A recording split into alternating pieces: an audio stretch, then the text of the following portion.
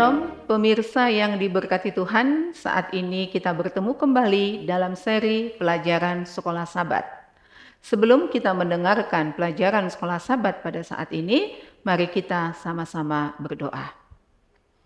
Tuhan Yesus yang baik, kami siap untuk mendengarkan firman-Mu pada saat ini. Kuasa Roh Kudus Tuhan menolong kami untuk memahami firman-Mu ini seturut dengan kehendak-Mu. Terima kasih untuk waktu yang indah kami boleh bersekutu dengan Tuhan. Ampuni kami akan dosa dan kesalahan yang kami lakukan. Di dalam nama Yesus kami sudah berdoa. Amin. Pemirsa, pelajaran Sekolah Sabat kita pada saat ini Minggu 20 Juli 2025 berjudul Allah versus Dewa-Dewa. Mari kita mendengarkan penjelasannya. Bacalah Keluaran 7 ayat 8 sampai 15. Kita mulai dari ayat yang ke-8. Dan Tuhan berfirman kepada Musa dan Harun. Ayat 9. Apabila Firaun berkata kepada kamu, tunjukkanlah suatu mukjizat, maka haruslah kau katakan kepada Harun, ambillah tongkatmu dan lemparkanlah itu di depan Firaun, maka tongkat itu akan berubah menjadi ular. Ayat 10. Musa dan Harun pergi menghadap Firaun. Lalu mereka berbuat seperti yang diperintahkan Tuhan. Harun melemparkan tongkatnya di depan Firaun dan para pegawainya, maka tongkat itu berubah menjadi ular. Ayat 11. Kemudian Firaun pun memanggil orang-orang berilmu dan ahli-ahli sihir. Dan mereka pun, ahli-ahli Mesir itu, membuat yang demikian juga dengan ilmu mantra mereka. Ayat 12. Masing-masing mereka melemparkan tongkatnya dan tongkat-tongkat itu berubah menjadi ular. Tetapi tongkat Harun menelan tongkat-tongkat mereka. 13. Tetapi hati Firaun berkeras sehingga tidak mau mendengarkan mereka keduanya seperti yang telah difirmankan Tuhan. Ayat yang ke-14, berfirmanlah Tuhan kepada Musa. Firaun berkeras hati, ia menolak membiarkan bangsa itu pergi. 15. Pergilah kepada Firaun pada waktu pagi, pada waktu biasanya ia keluar ke sungai. Nantikanlah dia di tepi sungai Nil dengan memegang tongkat, dengan memegang di tanganmu tongkat yang tadinya berubah menjadi ular. Pelajaran apakah yang terdapat dalam pertentangan pertama antara Allah orang Ibrani dan dewa-dewa Mesir ini? Pertempuran yang akan datang akan terjadi antara Allah yang hidup dan dewa-dewa Mesir. Yang memperburuk keadaan adalah Firaun yang menganggap dirinya sebagai salah satu dari dewa-dewa itu. Tuhan tidak berperang melawan orang Mesir atau bahkan Mesir itu sendiri, tetapi melawan dewa-dewi mereka atau orang Mesir menyembah lebih dari 1.500 dewa dan dewi. Teks Alkitab bersifat gamblang. Kepada semua Allah di Mesir akan kujatuhkan hukuman, akulah Tuhan.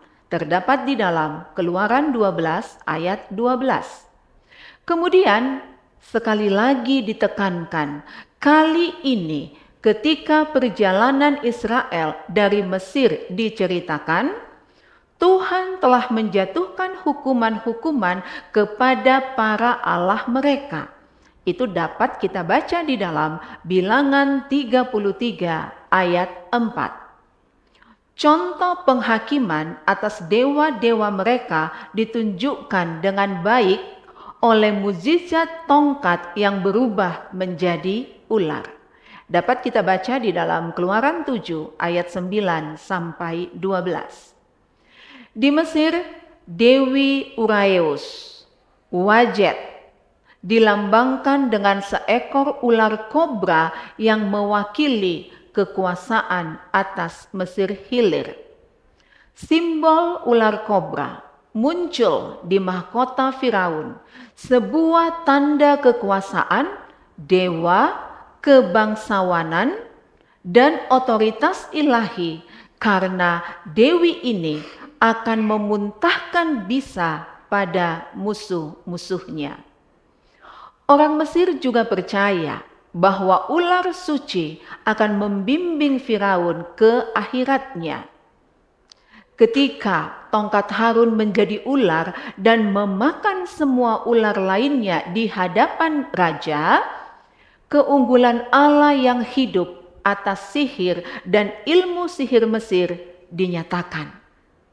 Lambang keperkasaan Firaun tidak hanya ditaklukkan, tetapi Harun dan Musa mencengkeram di tangan mereka. Terdapat di dalam Keluaran 7 ayat 12 dan 15. Konfrontasi awal ini menunjukkan kuasa dan ketuhanan Allah atas Mesir. Musa sebagai wakil Allah memiliki otoritas dan kuasa yang lebih besar daripada Tuhan Firaun sendiri. Juga penting bahwa orang Mesir kuno menganggap dewa ular, Nehebkau, dia yang memanfaatkan roh, sebagai dewa yang sakral, yang dipuja dan yang disembah. Menurut mitologi mereka, dewa ular ini memiliki kekuatan yang besar karena ia menelan 7 ekor ular kobra. Dengan demikian, Allah menyampaikan kepada bangsa Mesir bahwa Dia bukan dewa ular yang memiliki kuasa dan otoritas yang berkuasa. Setelah konfrontasi yang begitu dahsyat, mereka dapat memahami pesan ini dengan jelas dan segera. Bagaimanakah kita dapat mengizinkan Tuhan memiliki kedaulatan atas ilah-ilah yang berusaha untuk berkuasa dalam hidup kita? Inilah yang menjadi pelajaran kita pada saat ini. Mari kita sama-sama berdoa. Tuhan Yesus yang baik, Allah yang Esa, Allah yang Maha Kuasa, hadirlah di dalam hati pikiran kami masing-masing di saat kami sudah mendengarkan firman-Mu. Terpujilah Engkau untuk kuasa yang Engkau telah tunjukkan bagi kami dalam kehidupan kami. Kiranya kuasa Tuhan yang berlaku di zaman dahulu tetap menjadi bahagian kami anak-anak Tuhan yang telah mendengarkan firman-Mu pada saat ini. Terima kasih Tuhan untuk segala kebaikan-Mu. Kiranya kasih yang sama boleh memberkati seluruh pemirsa dimanapun mereka berada dengan segala pergumulan kehidupan mereka masing-masing.